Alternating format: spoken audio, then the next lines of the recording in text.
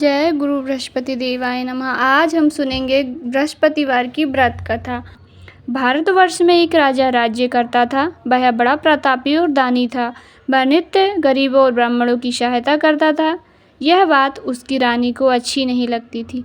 वह ना ही गरीबों को दान देती, ना ही भगवान का पूजन करती थी और राजा को भी दान देने से मना किया करती थी। एक दिन राजा शिकार खेलने वन को गए हुए थे। महल में अकेली थी रानी। उसी समय बृहस्पति देव साधु के रूप में राजा के महल में भिक्षा मांगने के लिए गए। भिक्षा मांगी तो रानी ने भिक्षा देने से इनकार कर दिया और कहा, हे साधु महाराज, मैं तो दान पुण्य से तंग आ गई हूँ। मेरा पति सारा धन लुटाता रहता है। मेरी इच्छा है कि हमारा धन नष्ट हो जाए, फिर न रहेगा बांस और न बजेगी बांसुरी। साधु ने कहा, देवी तुम तो बड़ी अजीब हो। धन संतान तो सभी चाहते हैं, पुत्र और लक्ष्मी तो पापी के घर में भी होने चाहिए। यदि तुम्हारे पास अधिक धन है तो भूखे मनुष्यों को प्याओ दो, प्यासों के लिए प्याऊ बनवाओ, भूखे मनुष्यों को भोजन कराओ, मुसाफिरों के लिए धर्मशालाएं खुलवाओ। जो निर्धन अपनी कुंवारी कन्या का विवाह नहीं कर सकते, उनका विवाह करा दो। और ऐसे कई काम हैं जिनके करने से तुम्हारा यश लोक परलोक में फैलेगा। परंतु रानी पर उपदेश का कोई प्रभाव न पड़ा। वह बोली, महाराज आप मुझे कुछ न समझाएं। मैं ऐसा धन नहीं चाहती जो हर जगह बांटती फिरूं। साधु ने उत्तर दिया, यदि तुम्हारी ऐसी इच्छा है तो तथास्तु। तुम ऐसा करना कि बृहस्पतिवार को घर लीपकर पीली मिट्टी से अपना सिर धोकर स्नान करना, भट्टी चढ़ाकर कपड़े धोना। ऐसा करने से आपका सारा धन नष्ट हो जाएगा। इतना कहकर वह साधु महाराज वहाँ से अंतर्ध्यान हो गया। जैसे वह साधु कहकर गया था, रानी ने वैसा ही किया। 6 बृहस्पतिवार ही बीते थे कि उसका समस्त धन नष्ट हो गया और भोजन के लिए दोनों समय तरसने लगे, सांसारिक भोगों से दुखी रहने लगे। तब वह राजा रानी से कहने लगा कि तुम यहाँ पर रहो, मैं दूसरे देश में जाऊँ, क्योंकि यहाँ पर मुझे सभी मनुष्य जानते हैं, इसलिए कोई कार्य भी नहीं कर सकता। देश चोरी परदेश भीख बराबर है। ऐसा कहकर वह परदेश चला गया। वहाँ वह जंगल को जाता और लकड़ी काट कर लाता और शहर में बेचता। इस तरह जीवन व्यतीत करने लगा। एक दिन दुखी होकर वह अपने पेड़ के नीचे निश्चित रूप से आसन जमाकर बैठ गया और इधर राजा के घर रानी और दासी दुखी रहने लगी। किसी दिन भोजन मिलता, किसी दिन पानी पीकर ही रह जाती। एक बार रानी और दासी को 7 रोज बिना भोजन के व्यतीत हो गए तो रानी ने अपनी दासी से कहा, दासी यहाँ पास ही के नगर में मेरी बहन रहती है, इसलिए तू उसके पास जा और वहाँ से कुछ शेर बेझर मांग ला, जिससे कुछ समय के लिए गुजर हो जाएगी। रानी की आज्ञा मानकर दासी उसकी बहन के पास गई। उस समय रानी की बहन पूजा कर रही थी, क्योंकि उस दिन बृहस्पतिवार था। दासी ने रानी की बहन को देखा और उनसे कहा कि रानी जी, मुझे तुम्हारी बहन ने भेजा है, मेरे लिए 5 शेर बेझर दे दो। इस प्रकार दासी ने अनेक बार कहा, परंतु रानी ने कुछ उत्तर नहीं दिया, क्योंकि वह उस समय बृहस्पतिवार की कथा सुन रही थी। जब दासी को किसी प्रकार का उत्तर नहीं मिला तो उसे क्रोध आया और अपने गांव आकर रानी के पास आकर बोली, रानी तुम्हारी बहन तो बहुत बड़ी आदमिन है, वह छोटे मनुष्यों से बातें भी नहीं करती। जब मैंने उनसे कहा तो उनने किसी प्रकार का उत्तर नहीं दिया। तब रानी बोली, इसमें उसका कोई दोष नहीं है, यह सब हमारे भाग्य का दोष है। तब उधर रानी की बहन ने देखा कि मेरी बहन की दासी आई थी और मैं उस समय पूजा कर रही थी, मैं उससे नहीं बोली, इससे वह बहुत दुखी हुई होगी। यह सोच बृहस्पतिवार को पूजन को समाप्त कर अपनी बहन के यहाँ को चल दी और जाकर अपनी बहन से कहने लगी, बहन तुम्हारी दासी आई थी, परंतु मैं बृहस्पतिवार की कथा सुन रही थी, कहो दासी क्यों गई थी। रानी बोली, बहन हमारे अनाज नहीं था, वैसे तुमसे कोई बात छुपी नहीं है, इसलिए मैं तुम्हारे पास दासी को 5 शेर बेझर लेने के लिए भेजा था। तब रानी ने कहा, देखो बहन, बृहस्पति भगवान सबकी मनोकामना पूर्ण करते हैं, शायद तुम्हारे घर में अनाज रखा हो। यह वचन सुनकर रानी घर के अंदर गई तो उसे एक घड़ा बेझर का भरा मिल गया। तब तो रानी और दासी बहुत ही प्रसन्न हुई और दासी ने कहा, रानी देखो, हमें भोजन नहीं मिलता तो हम रोज ही व्रत करते हैं, अगर इनसे व्रत की विधि और कथा पूछ ली जाए तो उसे हम भी किया करें। तब रानी ने अपनी बहन से पूछा कि बहन यह व्रत कैसे करना चाहिए। तब रानी की बहन ने कहा, गुरुवार के व्रत में चने की दाल मुनक्का से विष्णु भगवान का पूजन करें, कथा सुने तथा इस प्रकार पीला भोजन करें। इस प्रकार करने से बृहस्पति भगवान प्रसन्न होते हैं, अन्न पुत्र विद्या तथा मनवांछित फलों की प्राप्ति होती है, परिवार को सुख तथा शांति मिलती है। तब दोनों ने निश्चय किया कि बृहस्पतिवार का व्रत अवश्य करेंगे। दूसरे दिन गुरुवार था, दोनों ने व्रत रखा। गुड़साल में जाकर चना गुड़ बीन लाई, उसकी दाल से केले की जड़ का तथा विष्णु भगवान का पूजन किया। अब पीला भोजन कहाँ से आए? बेचारी बड़ी दुखी हुई, परंतु उन्होंने व्रत किया था, इसलिए गुरु भगवान प्रसन्न थे। 2 थालों में सुंदर पीला भोजन लेकर आए और दासी को देखकर बोले, दासी, तुम्हारे और रानी के लिए भोजन है, तुम दोनों भोजन करना। दासी भोजन पाकर बड़ी प्रसन्न हुई और रानी से बोली, रानी जी भोजन कर लो। रानी को इस विषय में कुछ पता नहीं था। रानी बोली, तू ही भोजन कर, क्यों व्यर्थ में हमारी हंसी उड़ाती है? दासी बोली, एक महात्मा भोजन दे गया है। रानी कहने लगी, वह महात्मा तेरे लिए ही भोजन दे गया है, तू ही भोजन कर। दासी बोली, वह महात्मा हम दोनों को 2 थालों में पीला भोजन दे गए हैं। तो इस प्रकार दोनों ने गुरु भगवान को नमस्कार किया तथा भोजन प्रारंभ किया। फिर रानी और दासी के पास काफ़ी धन हो गया। रानी फिर उसी प्रकार आलस्य करने लगी। तब दासी बोली, देखो रानी, तुम पहले इसी प्रकार आलस्य किया करती थी, तुम्हें धन रखने में कष्ट होता था, इसलिए सभी धन नष्ट हो गया। अब गुरु भगवान की कृपा से हमें धन प्राप्त हुआ है, तो तुम फिर आलस्य करती हो।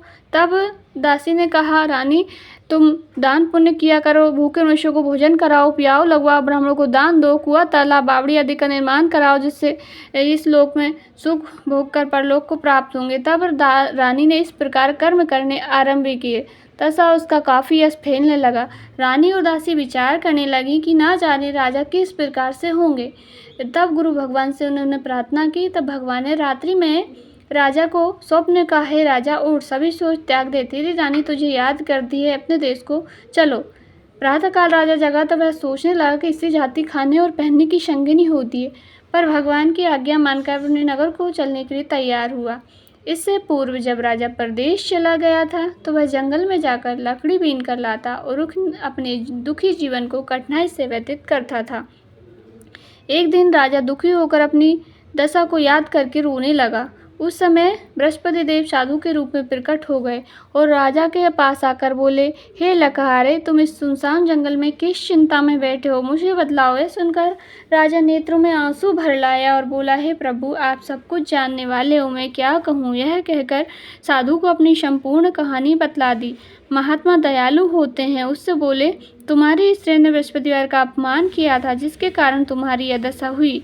अब तुम किसी बात की चिंता मत करो, चिंता दूर करके मेरे कहने पर चलो तो तुम्हारे सब कष्ट दूर हो जाएंगे और भगवान पहले से अधिक संपत्ति देंगे। तुम बृहस्पतिवार के दिन पाठ किया करो, 2 पैसे के चने मुनक्का मनवाकर उनका प्रसाद बनाओ और शुद्ध जल से लोटे में शक्कर मिलाकर अमृत तैयार करो। कथा के पश्चात अपने सारे परिवार और सुनने वाले प्रेमियों में अमृत व प्रसाद बांटकर आप भी ग्रहण किया करो। ऐसा करने से भगवान तुम्हारी सब मनोकामनाओं को पूरा करेंगे। साधु के ऐसे वचन सुनकर लकहारा बोला, हे प्रभु, मुझे लकड़ी बेचकर इतना पैसा नहीं मिलता जिससे भोजन करने के उपरांत कुछ बचा सकूं। मैंने रात्रि में अपनी स्त्री को व्याकुल देखा है, मेरे पास कुछ भी नहीं जिससे उसकी खबर मंगा सकूं, और कौन सी कहानी कहूँ यह भी मुझे मालूम नहीं है। साधु ने कहा, हे लकहारे, तुम किसी बात की चिंता मत करो। बृहस्पतिवार के दिन तुम रोजाना 13 लकड़ियाँ लेकर शहर को जाओ, तुमको रोज से दुगना धन प्राप्त होगा, जिससे तुम भली भांति भोजन कर लोगे तथा बृहस्पति देव की पूजा का सामान भी आ जाएगा। और बृहस्पति देव की कहानी निम्न प्रकार से है। बृहस्पति देव की कहानी। प्राचीन काल में एक ब्राह्मण था, वह बहुत निर्धन था, उसके कोई संतान नहीं थी। उसकी स्त्री बहुत ही मलिनता के साथ रहती थी। वह स्नान न करती, किसी देवता का पूजन न करती। इससे ब्राह्मण देवता बड़े दुखी थे। बेचारे बहुत कुछ कहते, किंतु उसका कुछ परिणाम न निकला। भगवान की कृपा से ब्राह्मण की स्त्री के यहाँ एक कन्या रूपी रत्न पैदा हुआ। वह कन्या अपने पिता के घर में बड़ी होने लगी। वह कन्या प्रातः होते ही प्रातः स्नान करके विष्णु भगवान का जाप और बृहस्पतिवार का व्रत करने लगी। अपने पूजन पाठ को समाप्त करके स्कूल जाती तो अपनी मुट्ठी में जौ भर के ले जाती और पाठशाला के मार्ग में डालती जाती।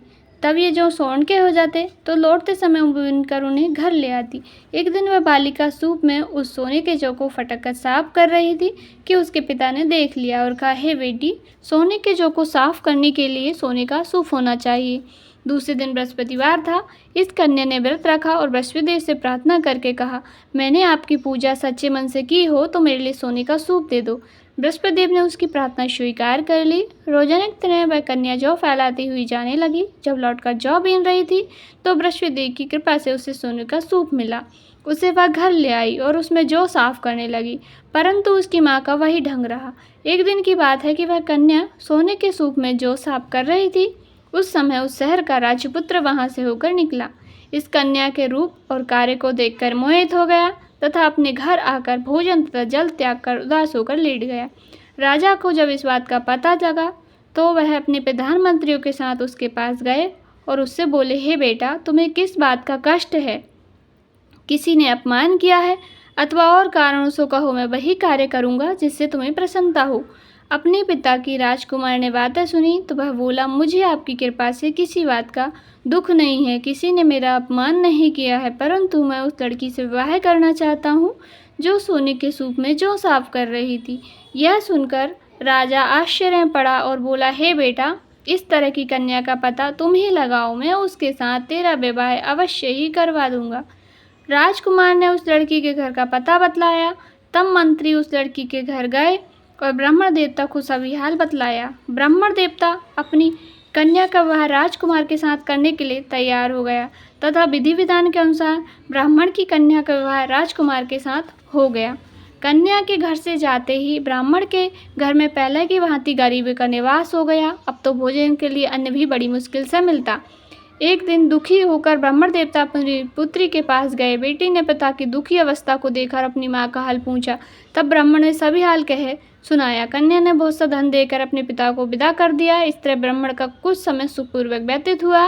कुछ दिन बाद फिर वही हाल हो गया। ब्राह्मण फिर अपनी कन्या के यहाँ गया और सारा हाल कहा तो लड़की बोली, हे पिताजी, आप माताजी को यहाँ लिवा लाओ, मैं उन्हें विधि बता दूंगी जिससे गरीबी दूर हो जाए। तब वह ब्राह्मण देवता अपनी स्त्री को साथ लेकर पहुँचे तो वह अपनी माँ को समझाने लगी कि हे माँ, तुम प्रातःकाल प्रथम स्नान आदि करके विष्णु भगवान का पूजन करो तो सब दरिद्रता दूर हो जाएगी। परंतु उसकी माँ ने एक भी बात नहीं मानी और प्रातःकाल उठकर अपनी पुत्री के बच्चों की जूठन को खा लिया। इससे उसकी पुत्री को बहुत गुस्सा आया और एक रात को कोठरी से सभी सामान निकाल दिया और उसमें अपनी माँ को बंद कर दिया। प्रातःकाल उसे निकाला तथा स्नान आदि करा के पाठ करवाया तो उसकी माँ की बुद्धि ठीक हो गई और फिर प्रत्येक बृहस्पतिवार को व्रत रखने लगी। इस व्रत के प्रभाव से उसके माँ बाप बहुत ही धनवान और पुत्रवान हो गए और बृहस्पति जी के प्रभाव से इस लोक के सुख भोग कर स्वर्ग को प्राप्त हुए। इस तरह कहानी कहकर साधु देवता वहाँ से अंतर्ध्यान हो गए। धीरे धीरे समय व्यतीत होने पर बृहस्पतिवार का दिन आया। राजा जंगल से लकड़ी काटकर किसी शेर में बेचने गया। उसे उस दिन और दिन से अधिक पैसा मिला। राजा ने चना गुड़ आदि लाकर गुरुवार का व्रत किया। उस दिन से उसके सभी क्लेश दूर हुए। परंतु जब दोबारा बृहस्पतिवार का दिन आया तो बृहस्पतिवार का व्रत करना भूल गया। इस कारण बृहस्पति भगवान नाराज हो गए। उस दिन से उस नगर के राजा ने विशाल यज्ञ का आयोजन किया तथा शहर में घोषणा करा दी कि कोई भी मनुष्य अपने घर में भोजन न बनावे, न आग जलावे, समस्त जनता मेरे यहाँ भोजन करने आवे। इस आज्ञा को जो न मानेगा उसे फांसी की सजा दी जाएगी। इस तरह की घोषणा संपूर्ण नगर में करवा दी गई। राजा के अनुसार शहर के सभी लोग भोजन करने गए, लेकिन लकाहरा कुछ देर से पहुंचा, इसलिए राजा उसको अपने साथ अपने घर ले गए और ले जाकर भोजन करा रहे थे तो रानी की दृष्टि उस खूंटी पर पड़ी जिस पर उसका हार लटका हुआ था। वह वहाँ पे दिखाई नहीं दिया। रानी ने निश्चय किया कि मेरा हार इस मनुष्य ने चुरा लिया है। उसी समय पुलिस को बुलाकर उसको जेल खाने में डलवा दिया। जब लकाहरा जेल खाने में पड़ गया तो बहुत दुखी होकर विचार करने लगा कि न जाने कौन से पूर्व जन्म के कर्म से मेरे दुख प्राप्त हुआ है, और उसी साधु को याद करने लगा जो कि जंगल में मिला था। उसी समय तत्काल बृहस्पति देव साधु के रूप में प्रकट हो और उसकी दशा को देखकर कहने लगे, अरे मूर्ख, तूने बृहस्पति देव की कथा नहीं करी, इस कारण तुझे दुख प्राप्त हुआ है। अब तू चिंता मत कर। बृहस्पतिवार के दिन जेल खाने के दरवाजे पे 4 रुपये मिलेंगे, उनसे तू बृहस्पति की पूजन करना, तेरे सभी कष्ट दूर हो जाएंगे। बृहस्पतिवार के रोज उसे 4 रुपये मिले। लकाहरे ने कथा कही। उसी रात्रि को बृहस्पति देव ने उस नगर के राजा को सौंपने कहा, हे राजा, तुमने जिस आदमी को जेल खाने में बंद कर दिया है वह निर्दोष है, वह राजा है, उसे छोड़ देना। रानी का हार उसी खूंटी पर लटका हुआ है, अगर तू उसे नहीं छोड़ेगा तो मैं तेरे राज्य को नष्ट कर दूंगा। इस तरह रात्रि के स्वप्न को देखकर राजा प्रातःकाल उठा और खूंटी पर हार देखकर लकाहरे को बुलाकर क्षमा मांगी तथा लकाहरे को योगचंद्र वस्त्र व आभूषण देकर विदा किया। तथा बृहस्पति की आज्ञा अनुसार लकार अपने नगर को चल दिया। जब राजा अपने नगर के निकट पहुंचा तो उसे बड़ा ही आश्चर्य हुआ। नगर में पहले से अधिक बाग, तालाब, कुएं, धर्मशाला, मंदिर आदि बन गए हैं। राजा ने पूछा, सब किसका बाग और धर्मशाला है? तब नगर के सभी लोग कहने लगे, सब रानी और दासी के हैं। तो राजा को आश्चर्य हुआ और गुस्सा भी आया। जब रानी ने खबर सुनी कि राजा आ रहे हैं तो उसने अपनी दासी से कहा, दासी देख, राजा हमको कितनी बुरी हालत में छोड़ गए थे, कहीं हमारी ऐसी हालत देखकर वह लौट ना जाए, इसलिए तू दरवाजे पे खड़ी हो जा। आज्ञा अनुसार दासी दरवाजे पे खड़ी हो गई। जब राजा आए तो उन्हें अपने साथ अपने घर लेवा लाई। तब राजा ने क्रोध करके अपनी रानी से पूछा कि यह सब धन तुम्हें कैसे प्राप्त हुआ है? तब उन्होंने कहा कि यह सब धन हमें बृहस्पतिवार के व्रत के प्रभाव से प्राप्त हुआ है। तब राजा ने निश्चय किया कि 7 रोज बाद तो सभी बृहस्पति का पूजन करते हैं, परंतु मैं रोजाना दिन में 3 बार कहानी कहा करूँगा तथा रोज व्रत किया करूँगा। अब हर समय राजा के दुपट्टे में चने की रात बंधी रहती तथा दिन में 3 बार कहानी कहता। एक रोज राजा ने विचार किया कि चलो अपनी बहन के यहाँ हो आवे। इस तरह निश्चय कर राजा घोड़े पर सवार हो अपनी बहन के यहाँ को चलने लगा। मार्ग में उसने देखा कि कुछ आदमी एक मुर्दे को ले जा रहे हैं। राजा उन्हें रोककर बोला, अरे भाइयों, मेरी बृहस्पतिवार की कहानी सुन लो। वे बोले, लो, हमारा तो आदमी मर गया है, इसको अपनी कथा की पढ़िए। परंतु कुछ आदमी बोले, अच्छा को हम तुम्हारी कथा अवश्य ही सुनेंगे। राजा ने दाल निकाली और जब कथा आधी हुई कि मुर्दा हिलने लगा और जब कथा समाप्त हो गई तो राम राम करके मनुष्य उठ खड़ा हो गया। आगे मार्ग में उसे एक किसान खेत में हल चलाता मिला। राजा ने उसे देखा और उससे बोला, अरे भैया, तुम मेरी बृहस्पतिवार की कथा सुन लो। किसान बोला, जब तक मैं तेरी कथा सुनूंगा तब तक 4 हरे खेत जोत लूंगा, जा अपनी कथा किसी और को सुनाना। इस तरह राजा के आगे चलने लगा। राजा के आगे चलते ही बैल पछाड़ खाकर गिर गए तथा किसान के पेट में बड़े जोरों का दर्द होने लगा। उस समय उसकी माँ रोटी लेकर आई। उसने सब देखा तो अपने पुत्र से सब हाल पूछा और बेटे ने सभी हाल कह दिया। तो बुढ़िया दौड़ी दौड़ी उस घुड़सवार के पास गई और उससे बोली कि मैं तेरी कथा सुनूंगी, तू अपनी कथा मेरे खेत पर चलकर ही कहना। बुढ़िया के खेत पर जाकर राजा ने कथा कही, जिसको सुनते ही बैल उठ खड़े हुए तथा किसान के पेट का दर्द बंद हो गया। राजा अपनी बहन के घर कुशलतापूर्वक पहुंच गया। बहन ने भाई की खूब मेहमानी की। दूसरी रोज प्रातःकाल राजा जगा तो वह देखने लगा कि सब लोग भोजन कर रहे हैं। राजा ने अपनी बहन से कहा, हे बहन, ऐसा कोई मनुष्य नहीं जिसने भोजन नहीं किया हो, अतः मेरी बृहस्पतिवार की कथा सुन ले। बहन बोली, हे भैया, यह देश ऐसा ही है, यहाँ सर्वप्रथम लोग भोजन करते हैं, बाद में अन्य कोई कार्य करते हैं। अगर कोई पड़ोस में हो तो देखाऊं। ऐसा कहकर वह देखने चली गई, परंतु उसे कोई व्यक्ति नहीं मिला जिसने भोजन नहीं किया हो। अतः एक कुम्हार के घर गई, जिसका लड़का बीमार था। उसे मालूम हुआ कि कुम्हार के रोज 3 दिन से किसी ने भोजन नहीं किया है। रानी ने अपने भाई की कथा सुनने के लिए कुम्हार से कहा। वह तैयार हो गया। राजा ने जाकर बृहस्पतिवार की कथा कही, जिसको सुनकर उसका लड़का ठीक हो गया। अब तो राजा की बहन के यहाँ प्रशंसा होने लगी। एक रोज राजा ने अपनी बहन से कहा कि ये बहन, हम अपने घर को जाएंगे, तुम भी तैयार हो जाओ। राजा की बहन ने अपनी सास से कहा। सास ने कहा, चली जा, परंतु तुम लड़कों को मत ले जाना क्योंकि तेरे भाई के कोई संतान नहीं है। बहन बोली, भैया, मैं तो चलूंगी, पर कोई बालक नहीं जाएगा। राजा बोला, जब कोई बालक नहीं जाएगा तब तुम क्या करोगी? बड़े दुखी मन से राजा अपने नगर के लौट आया। राजा ने अपनी रानी से कहा, हम निर्वंशी राजा हैं, हमारा मुँह देखने का धर्म नहीं है और कुछ भोजन आदि नहीं किया। रानी बोली, हे प्रभु, बृहस्पति देव ने हमें सब कुछ दिया है, हमें औलाद अवश्य देंगे। उसी रात को बृहस्पति देव ने राजा से स्वप्न कहा, हे राजा, उठ, सभी सोच त्याग दे, तेरी रानी गर्भ से है। राजा को समाचार सुनकर बड़ी खुशी हुई। 9वें महीने में उसके गर्भ से एक सुंदर पुत्र पैदा हुआ। तब राजा बोला, हे रानी, स्त्री ही बिना भोजन के रह सकती है, बिना कहीं नहीं रह सकती। जब मेरी बहन आवे तब तुम उनसे कुछ मत कहना। रानी ने सुनकर हाँ कर दिया। जब राजा की बहन ने शुभ समाचार सुना तो वह बहुत खुश हुई थी, तो बधाई लेकर अपने भाई के यहाँ आई। तभी रानी ने कहा, घोड़ा चढ़कर तो नहीं आई, गधा चढ़ी आई। राजा की बहन बोली, भाभी, मैं इस प्रकार ना कहती तो तुम्हें संतान कैसे मिलती? बृहस्पति ऐसी है, जैसे इसके मन में कामनाएं होती हैं सभी को पूर्ण करते हैं।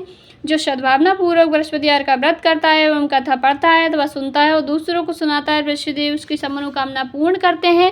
भगवान बृहस्पतिदेव उसकी सदैव रक्षा करते हैं। संसार में सद्भावना से जो भी बृहस्पतिदेव का सच्चे मन से पूजन करता है, उनकी सभी इच्छाएं वे पूर्ण करते हैं। जैसी सच्ची भावना से राजा और रानी ने उनकी कथा का गुणगान किया तो बृहस्पति देव जी ने उनकी सभी इच्छाएं पूर्ण की थी। वैसे ही सब व्रत करने वाले, कथा पढ़ने वाले और कथा सुनने वाले सभी की मनोकामनाएं पूर्ण करें। कथा सुनने के बाद प्रसाद लेकर जाना चाहिए। हृदय से उनका मनन करते हुए जयकारा बोलना चाहिए। जय बोली बृहस्पति देव भगवान की जय, बोली विष्णु भगवान की जय।